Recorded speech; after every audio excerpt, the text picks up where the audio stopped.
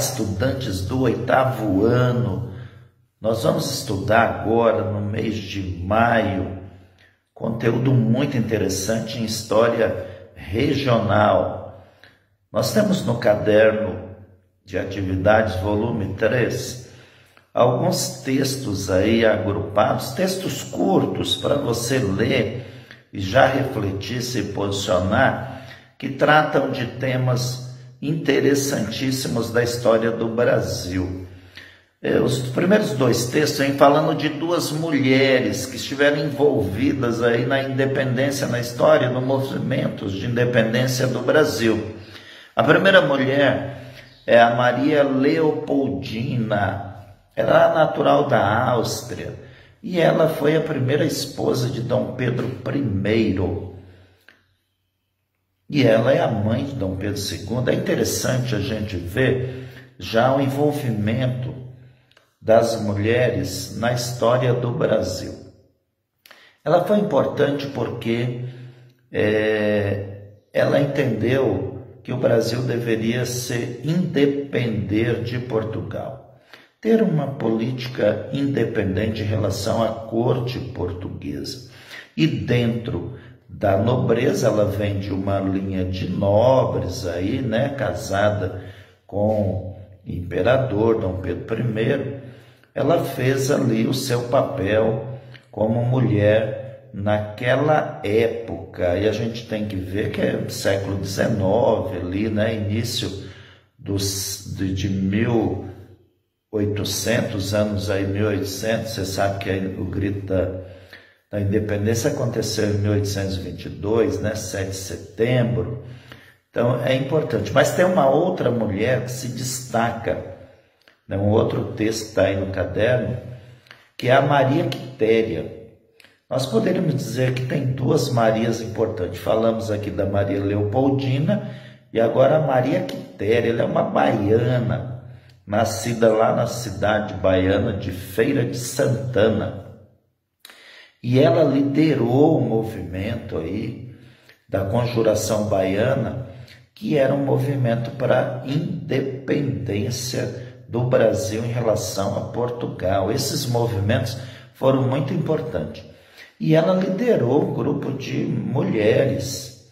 Tanto é que hoje a Maria Quitéria é reconhecida como uma das nossas heroínas. Vocês sabem que ainda existe um preconceito muito grande na nossa sociedade contra as mulheres. Nós temos um alto índice de feminicídio. É uma coisa terrível.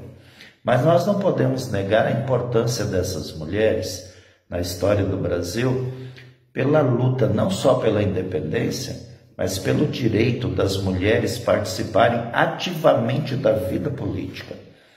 E é importante que nós, homens, respeitemos as mulheres. Vocês aí, alunos do 8º ano, nós não estamos podendo nos encontrar, as aulas são aí à distância, mas nas relações sociais que vocês têm, que nós temos, nós homens, temos que valorizar a figura feminina.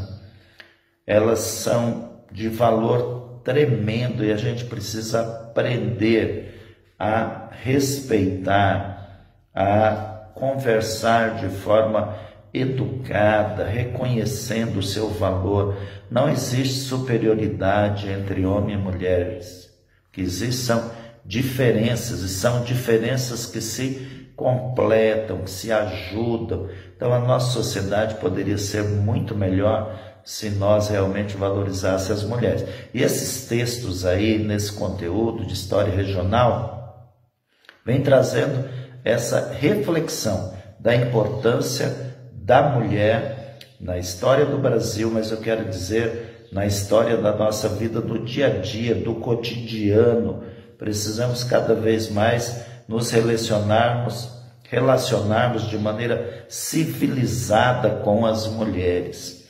Tem outros 2 textos também nesse caderno, volume 3, que são textos importantes. Eles vêm falando da primeira Constituição brasileira, o primeiro texto da Constituição de 1824, em que ali Dom Pedro I vai outorgar essa Constituição. Uma Constituição outorgada, ela é uma Constituição imposta. E ele cria 4 poderes. Além do poder executivo, legislativo, judiciário, ele criou o poder moderador, que ficava na mão dele. Numa certa forma, ele controlava todos os poderes. E a gente vê que sempre os governantes, eles tiveram dificuldades de lidar com os outros poderes. Ele tem que exercer o executivo, mas ele tem que respeitar o legislativo e o judiciário. E lá, Dom Pedro criou um outro poder, que é o chamado moderador, que era uma forma dele concentrar todos os poderes nas suas mãos. Nós sabemos que isso não dá certo, não é? A gente precisa fortalecer a nossa democracia. E esse fortalecimento com a nossa democracia veio na última Constituição que nós temos no Brasil, que foi promulgada. Qual que é a diferença de uma Constituição outorgada para uma Constituição promulgada? É que se a outorgada é imposta pelo governante, a promulgada é uma Constituição em que vai ter a participação da sociedade, opinando sobre as leis, falando sobre direito. Por exemplo, lá na Constituição de 1824, na primeira, um monte de categorias e de pessoas estavam fora da eleição. Não podiam votar, as mulheres não votavam, pessoas menores de 25 anos não votavam, os escravos não votavam. Então você vê que é alguma coisa para um grupo pequeno, para uma elite ser beneficiada. A de 1888, a última Constituição que nós tivemos, está completando 33 anos esse ano. Ela foi promulgada, houve participação da sociedade, votando, escolhendo os deputados constituintes. Ali nós temos o direito do voto, nós temos a democracia sendo fortalecida, o respeito entre os poderes executivo, legislativo e judiciário. Então, esses textos são textos curtos, mas que vão fazer você refletir sobre esses aspectos que eu estou colocando aqui. Eu vou postar um outro vídeo aqui falando da segunda, eu estou dividindo em partes aqui, da outra parte do conteúdo de História Regional desse caderno, volume 3. Mas está sendo um prazer tremendo entrar em contato com vocês. Estou muito curioso de conhecer todos vocês, a gente estabelecer um vínculo de amizade, tá bom? Faça suas atividades, utilize a sua capacidade de ler a realidade e a gente vai tendo aulas excelentes aí de História Regional. Um abraço para todos.